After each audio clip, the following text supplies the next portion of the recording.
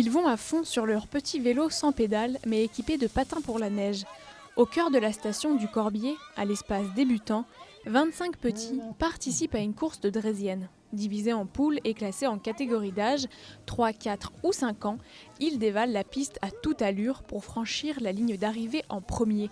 Une activité rien que pour les enfants, mêlant neige, sport et compétition. Nous, station familiale du Corbier, on a voulu un petit peu, qui est labellisée également Famille Plus, on a voulu créer un petit peu une activité familiale pour les tout petits en dehors du ski.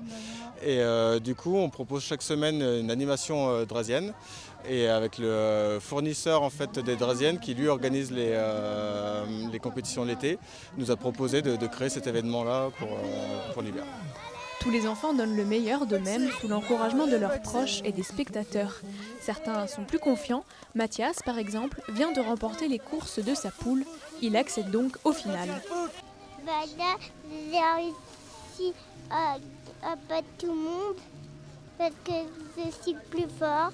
Si les enfants ont l'air de faire ça depuis toujours, c'est pourtant la première fois qu'une compétition de draisienne sur neige est organisée en France. C'est en voyant donc des vidéos où ça se passe dans d'autres pays, comme le Canada, le Japon ou la Russie.